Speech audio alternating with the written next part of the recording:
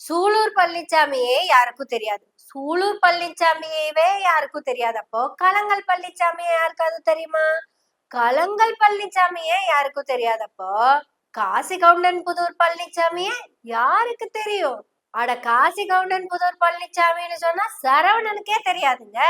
யார பத்தி சொல்றேன்னு யாருக்கும் தெரியல. இப்ப நான் அவரை பத்தி சொல்றேன், எல்லாரும் கரெக்டா கண்டுபிடிச்சிருவீங்க.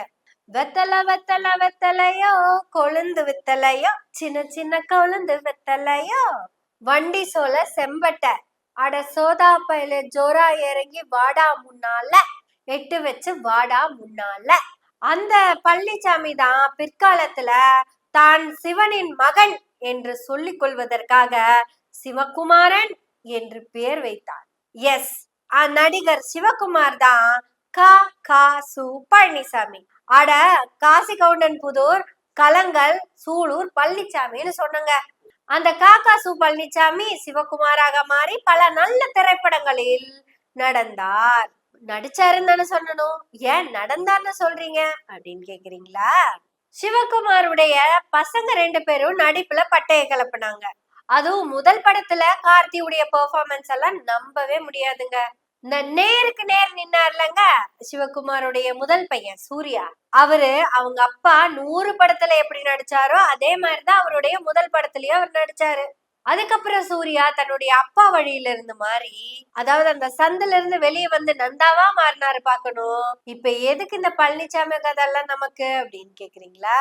இந்த பழனிசாமி கதை சொல்றதுக்கு நான் வரல, அதாவது சூலூர் சிவகுமார் கதைய சொல்றதுக்கு நான் இங்க வரல. தந்தை பெரியார், நம்மளுடைய தந்தை பெரியார் இந்த சூலூர் சிவகுமார் கிட்ட ஏதோ சொல்லி இருக்கிறாருங்க. அதுவும் சூலூர் சிவகுமாருக்கு மட்டும் தனியா அட்வைஸ் கொடுத்திருக்கிறாருங்க. ஆனா அந்த விஷயம் பக்கத்துல இருக்க புரட்சி தமிழர் சத்யராஜுக்கு கூட அந்த விஷயத்த சொல்லாம போயிட்டாருங்க. ஆக்சுவலா நம்ம புரட்சி தமிழர் பெரியாருடைய அத்தனை புத்தகங்களையும் படிச்சு அதோட வழியில வாழ்ந்துகிட்டு இருக்கிறவரு. ஆனா பழனிசாமி அது சிவகுமாரு இதிகாச புராணங்களையும் காவிய காப்பியங்களையும் காப்பி அடிச்சு மனப்பாடம் பண்ணி அதை அப்படியே ஸ்டேஜ்ல ஒப்பிக்கிற எட்டாப்பு மாணவன். சிவகுமார்லாம் அப்படி ஒப்பிக்கிறத கேட்டீங்கன்னு வச்சுக்கோங்களேன், அவ்வளவு சிறப்பா இருக்குங்க. மாறாததை மாறாத மாதிரியே பேசுறதுல சிவகுமார் ஒரு மாறாதவர் தான். ஆனா பெரியார் அப்படியெல்லாம் இல்ல, யதார்த்தத்தை ஏத்துக்கிறவரு. அப்பேற்பட்ட பெரியார் தான் சூலூர் பழனிசாமி கிட்ட போய் புதுசா ஒரு விஷயத்த சொல்லியிருக்கிறாரு. After 75 years, that means 75 years happy birthday cake cutting, that moment onwards you shouldn't take any kind of non-veggies, even shouldn't see also. See means unseeable product. அப்படி லைஃப் ஸ்டைல நீங்க பிராமன்ஸ் மாதிரி மாத்திக்கிட்டீங்கன்னா தங்க ஸ்லிப்பான மாதிரி இருக்கும். பிராமன்ஸ் மாதிரி வாழ்ந்துட்டு வந்தீங்கன்னா 75 yearsல இவர் பிராமன்ஸ் மாதிரி வாழறதுக்காக பிளான் பண்ணிக்கிட்டு இருக்காரு. அப்போ 40 yearsல இவர் யாரா இருந்திருப்பாரு? மிஸ்டர் சூலூர் சிவா 40 வயசுல நீங்க யாரு? கண்டிப்பா பிராமணன் இல்ல. பிராமின்ஸா இல்லாத சிவா யாரு? சிவா அவர்களே உண்மைத்தான், உண்மையே தான். பாருங்க, ஒரு 70 வயசு 90 வயசு பிராமின்லாம் வந்து சர்வசாதாரணமாக வயசானாலே உயிரோட பையன் கேட்டால் அவன் வயசானப்போ இந்த ஆடு மாடு கோழி பிரியா திங்க மாட்டான். 40 வயசுக்கு அப்புறம் அவனுக்கு எல்லாம் ஜீரணமாகாது. அவனுக்கு அவன் டக்குன்னு ரசஞ்சாரம் மோசாரத்துக்கு போயிடுவான். இவங்க வந்து பெரியா சொன்ன மாதிரி இந்த 95 வயசு ஆடு மாடு கோழி சாப்பிட்டு ஜீரணம் பண்ண முடியாம 95 வயசுல ஆடு மாடு கோழி எல்லாம் பெரியார் வந்து அசைவம் சமூக நீதியை மெயினா அதை சொன்ன அசைவம் சாப்பிட சொல்லியிருக்காங்க. வெத்தலை வெத்தலை வெத்தலையோ கொழுந்து வெத்தலையோ சிவகுமார் உங்களுக்கு இப்ப அறிவு பத்தலையோ அப்படி நான் உங்களை கேட்டுட்டேன்னா ரொம்ப தப்பா போயிடும். ஏன்னா உங்க வயசு என்ன, என் வயசு என்ன. ஆனா சிவகுமார் அவர்களே நான் அப்படித்தான் கேட்டேன், என்னங்க அறிவு பத்தலையா? இப்போ இதே சிவகுமாரு 5 வருஷத்துக்கு முன்னாடி பொங்குனாரு பாக்கணும் ஒரு பொங்கு. அந்த கண்கொள்ளா காட்சிய கண்டிப்பா 5 வருஷத்துக்கு முன்னாடி நீங்க எல்லாருமே பாத்திருப்பீங்க. நமக்கு மிமிக்ரி வராது, மிமிக்ரி பண்றதா நீங்க நினைச்சு உங்க மனசு தேத்திக்கங்க. அப்புறம் நான் சொல்றத கேளுங்க. எப்பா நான் கஷ்டப்பட்டு கல்லு மேல உட்காந்து எடுத்து அடிச்சு சிலை செய்யறேன். நான் சிலை செய்யும் போது அது மேலதான் உட்கார்ந்துட்டு இருப்பேன். நான் செருப்பு போட்டு உட்கார்ந்துருப்பேன். என்னோட பேக்க கூட அது மேலதான் சீட் பண்ணி வச்சிருந்திருப்பேன். இப்படியெல்லாம் நான் கஷ்டப்பட்டு செஞ்ச அந்த சிலைய உள்ளவ எடுத்து வச்சுட்டு அது மேல தண்ணிய தெளிச்சுட்டு அது இப்ப சாமி நீ பண்ணது சிலை நீ பண்ண சிலைய நான் தண்ணி ஊத்தி சாமி பண்ணிட்டேன், இனிமே நீ எல்லாம் அதை தொட கூடாது அப்படின்னு சொல்லிட்டா. நிஜமாலுமே சிவகுமார் பேசினாருங்க. அப்ப சிவகுமார் அவர்கள் சூத்திரர் அப்படின்னு நம்ம சொல்லலைங்க, நம்ம சொல்லவே இல்லை. அப்ப சிவகுமார சூத்திர பையன்னு சொன்னதெல்லாம் யாருன்னு கேட்டீங்கன்னா, 75 வயசுக்கு மேல ஆனவங்க நான்வெஜ் சாப்பிடாம இருக்கிறீங்கல்ல, அப்ப நீங்க யார மாதிரி வாழணும்னு ஆசைப்பட்டீங்களோ, தட் மீன்ஸ் பிராமின், அவங்க எல்லாம் சேர்ந்துதான் இந்த சூத்திர பையன்னு சொன்னாங்க. அப்ப நாங்கெல்லாம் ஓடி வந்து, ஐயோ இவர் சூத்திர பையன் கிடையாதுங்க, இவங்க பையன்தான் சூர்யா அப்படின்னு சொன்னோம். சூர்யாவுடைய அப்பா சிவகுமாருங்க அப்படின்னு சொன்னோம். என்னங்க சிவா, நீங்க பேசுறதெல்லாம் கேட்டா பேரம் பேச்ச கேட்டு நீங்களும் போய் ஓட்டு போட்ட மாதிரி இல்ல தெரியுது. நீங்க பேசுறதெல்லாம் பார்க்கும்போது ஓட்டு போட்டு முடிச்சு வந்ததுக்கு அப்புறம் தனி ஒருத்தர் நடந்து வரா, ஓட்டு போட்டு ஓடி வரான்னு பாடின மாதிரி இல்ல இருக்கு. திரு சிவகுமார் அவர்களை, நீங்க என்ன வேணா புழுகலாம், அது உங்களுடைய உரிமை. தனியா புழுகிறப்ப நீங்க எப்படி வேணா புழுகலாம், அது உங்களுடைய திறமை. ஆனா தந்தை பெரியார பத்தி பேசுறப்ப கரெக்டா பேசணும். அப்ப அதுவும் பக்கத்திலேயே புரட்சி தமிழனை வச்சுட்டு புழுகிறதுங்கிறது சால சிறந்ததல்ல. ஏனுங்க பழனினா, பார்த்து புழுங்குங்க, இப்படி பச்சையாவா புழுகுவீங்க? எங்க தந்தை பெரியார் சமூக நீதியை பத்தி பேசினாரு. அதையும் மீறி நீங்க இப்படி எல்லாம் பேசணும் அப்படின்னா, இன்னொரு ராமசாமி இருக்காரு, சோ காட்டுற ராமசாமி, அவர்கிட்ட இப்படி எல்லாம் பேசலாம். அவரு பேசுறதெல்லாம் எடுத்து பேசுங்க, தப்பு இல்ல. அவரு 75 இயர்ஸ் இல்லைங்க, 7 மாசத்துல இருந்தே சாப்பிடக்கூடாதுன்னு சொல்றவர் தான்.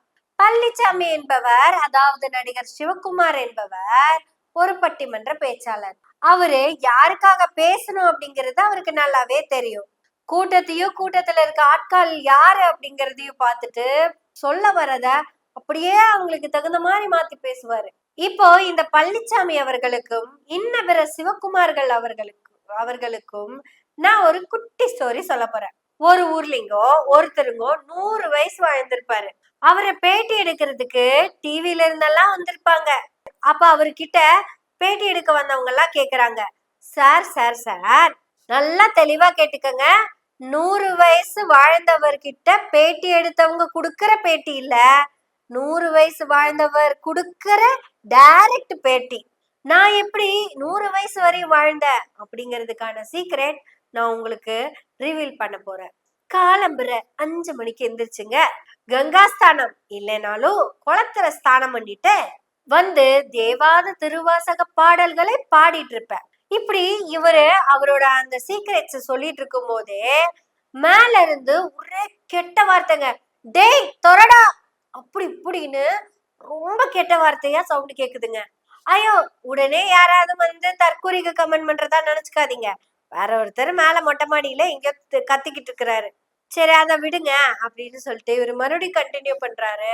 நான் அதுக்கப்புறம் 1 மணி நேரம் யோகா பண்ணுவேன், சின்ன வாழை இலை எடுத்து அதுல டிஃபன் போட்டு சாப்பிடுவேன், ஒரு மயிரை போடுங்க வேண்டாடா, வேணா கதவை தொடுறா நாய அப்படின்னு மறுபடியும் அங்க இருந்து சவுண்ட் வருது. அப்ப மறுபடியும் இந்த பேட்டி எடுத்தவங்க கேக்குறாங்க, யாரு சார் அங்க கத்திக்கிட்டே இருக்காங்க, அதுவும் இப்படி கெட்ட வார்த்தையில எல்லாம் கத்துறாங்களே அப்படின்னு கேட்கும்போது, அவரை பத்தி எல்லாம் நீங்க பேசாதீங்க, நீங்க எனக்கு கேள்வி கேளுங்க அப்படின்னு இவர் சொல்லிடுறாரு. அப்புறம் கோவிலுக்கு கிளம்பி போய் அங்க இருக்கிற மரத்தடியில என் நண்பர்கள் கூட எல்லாம் மனசு விட்டு பேசுவேன்.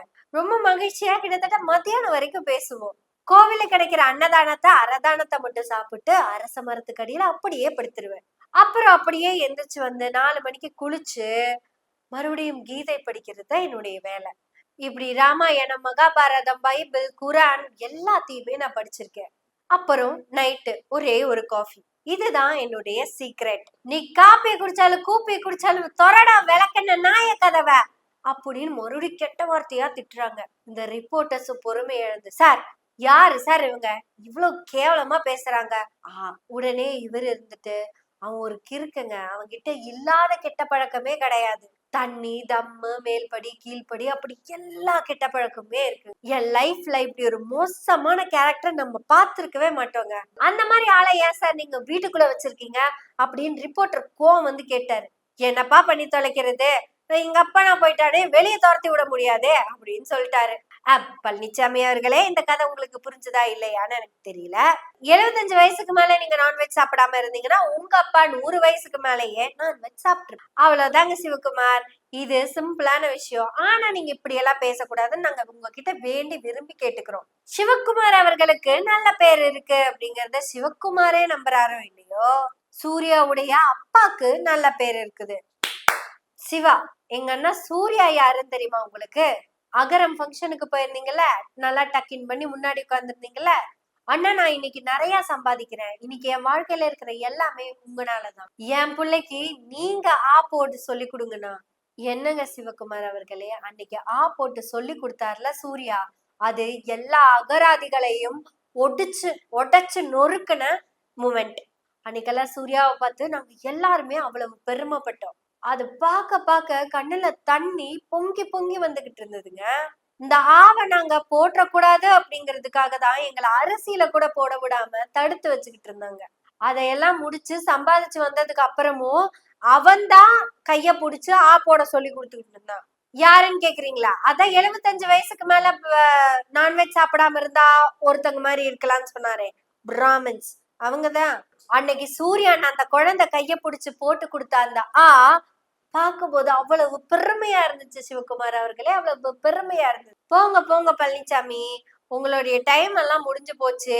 நீங்க இனிமே இந்த மாதிரிலாம் வந்து பேசாதீங்க. அப்புறம் புரட்சி தமிழர் சத்யராஜ் அவர்களுக்கு மிகப்பெரிய நன்றி.